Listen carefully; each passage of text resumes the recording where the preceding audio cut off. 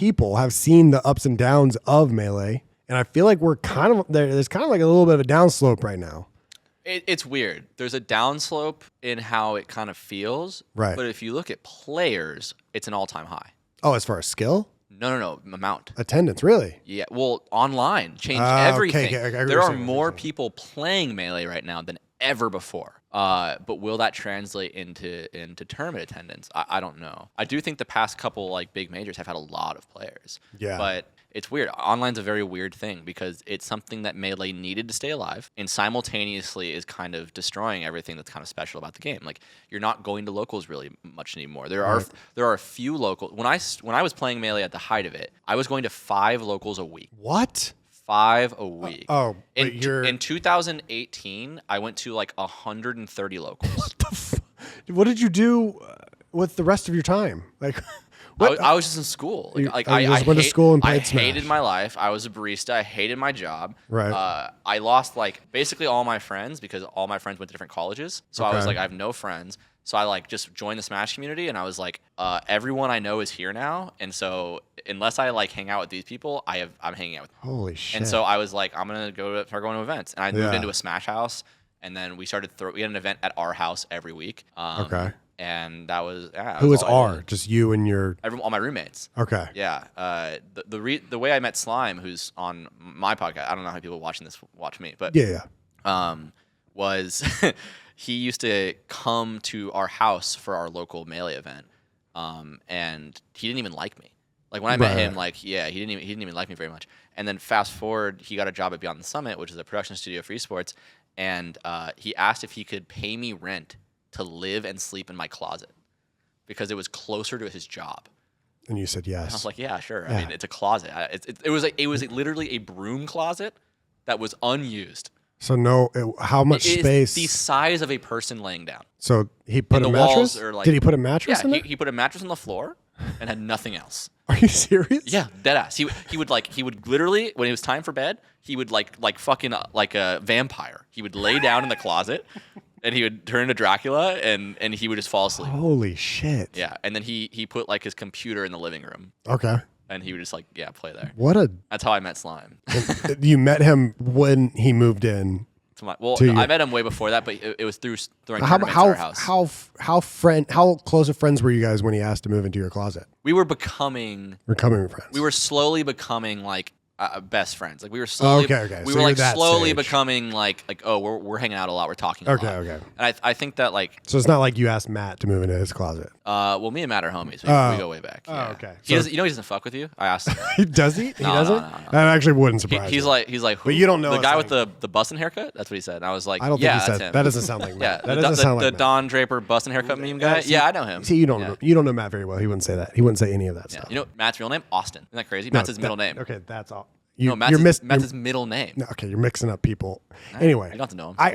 I might not know him as well as you know him. Maybe that's what it is. So yeah, let's talk about Summit. There's nothing in here for you and I. You know, me and you can just hang out. You don't need this, baby. Yeah, but I'm all you need. But I have to drive this ship because if I don't, then we'll just talk about we'll talk about Melee for 2.5 hours. Yeah, right. Isn't that? I would love it. Okay, but I feel like there's people. I feel like there's people that wouldn't love it. So COD, first of all, you're welcome for getting you back to where you need to be. I do owe you that. Yeah, you're welcome. We have embraced you. Yeah, I'm currently in debt to you for letting me play COD for money, for arguably the first time in my life. Yeah, arguably. And so now you're loving the new game. You said you haven't played since Black Ops 2. No. You're loving Modern Warfare 3. You're addicted. Yeah. Wager grind, GB grind. We're in it. It's so Me, bad. You, Yango Star, TST. Dude, we're playing off stream and shit. Yeah. I have never played COD GBs off stream since I started streaming until we played the other night. You're just having that much fun with us. The game's really good. The game is really good. I'm really liking the game. But yeah, that was a lot of fun. You guys seem to enjoy GGCS. You and Yingling put by far the most time and effort into the tournament over everyone else. I think that's just the Melee player in us. I think Melee players, like, it's easy to say this because I'm coming from that community. Everyone thinks their community is whatever. But like, dude, what it takes to come into a community, like for example, I'm from Los Angeles, and like at one point, LA was, or like California was the strongest region in the world for Melee. What it took to beat anyone at your local scene was like a year of concentrated effort. Right. And so, like, I think we're just so used to expecting to get shit on at everything. That makes sense. And I think when we came to this, we were just like, all right, we have someone like Clayster on our team. Someone Right. like we knew who Clayster was before this, obviously. And we were like, we cannot be shitty because he will hate his life. We need to be good enough to where he feels like he's not wasting his time. Yeah. And that was my big goal, was like for everyone on our team to feel like their time wasn't being wasted, and that that at any point we had a chance to win it. That's what I wanted. Having come from Summit and LACS and all these different Smash events that you've been a part of, how do you think the overall GDCS went? You want TO notes? I want TO notes on the podcast as long as they're positive. Just kidding. They can be negative. I'm just trying to get an overall view. I've already asked a lot of the COD guys. I actually think you guys are the opposite of what a lot of Smash event problems are like. I think what you guys did so really, really, really well is you had what felt like, and I was a player, so it's really hard for me to know, like I wasn't watching the whole event, but it felt like a hiccupless broadcast for the most part. Like, it felt like the broadcast was really smooth. Games weren't being unstreamed or delayed. There wasn't like huge technical flubs that were constantly, at least being publicly shown. Like, it felt like the broadcast team did a really good job. And like all of the sort of bells and whistles, like event stats and stuff like that, like all that was taken care of. It was really cool. I think I think the event did a really bad job of communicating the schedule to players. And here's my argument. Bullshit. Here's my argument. Y'all are just all dumb. Here's Anyway, my keep argument. going. Because gamers suck, and gamers don't read stuff Agreed. that you write for them. So like if you have a channel in your Discord that's like the schedule, and then what you guys did, and you post it like a month ago, and all the players say, I want to do this event. Any TO knows they did not read that. So I think there needed to be a more concentrated effort to just spam them and be like, I need your express approval that this day, because I think you guys had to have known the day would be on their scrims. The last day would be on their scrims, because their scrims are consistent. And if you didn't, I think that you guys should have known. I do know now. Going into next year, I know, but this year, the players started scrimming 5 weeks earlier than they normally do. I think, then it was just unfortunate that no one knew, but I think like someone's job should be to know that. For sure. And then communicate, like get the pros to say back to you, like, hey, I am are you 100%. going to be there here, yeah. or are scrims reschedulable? And I think that, like, of course they're fucking gamers and they didn't read shit and that's their fault.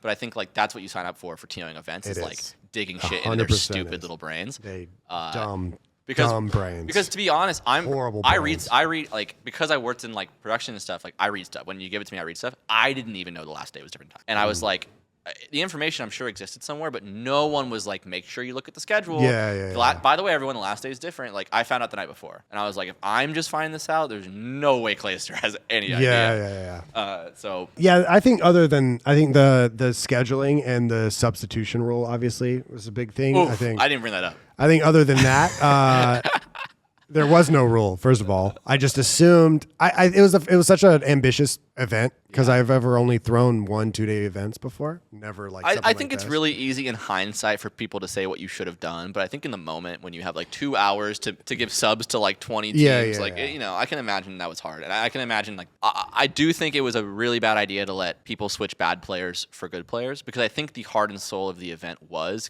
combining skill levels. Yeah. Like, I think the whole thing was like pros and creators and bad players are coming together and they're trying to win something together. Right. And I think that the team that was let their bad player switch for like a good player, I think that was a big mistake on the TO's part. I think they shouldn't have allowed that. I do think that it was unfortunate that CDL players dropped out, and I think those subs made a lot of sense. I'm not saying that just because that was our team. Yeah. That makes more sense to me, because it's like, oh, you're trading a 1 seed for a 1 seed, or a 1 seed for even a lower seed. Like, it's not, we're not going to trade Clayster for really anyone, and it's going to be like, oh, well, that's unfair. Right. You know? Yeah.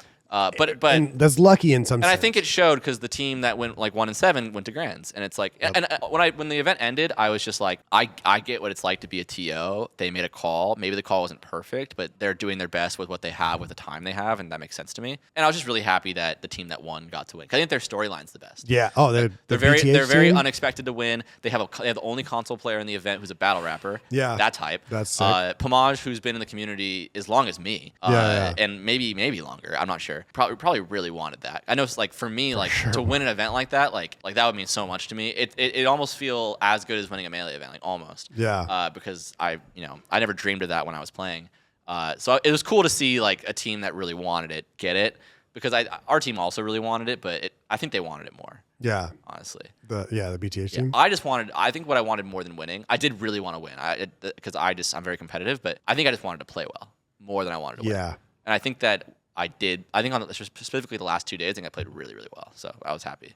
Yeah. It was a very fun event. I'm glad that, there was people that I got from Smash and other scenes, and there's some Fortnite guys, especially some Apex guys, Valorant guys. Like, we were able to bring a bunch of people in, which I think that you guys on your side of things do a really good job of doing that. Obviously, you guys just did the Gamer of the Year.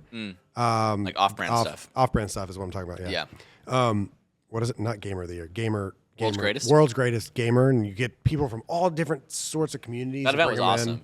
Yeah, it had cool And, storylines. yeah. Like unexpected outcome. Like, Yeah. God, I love that shit.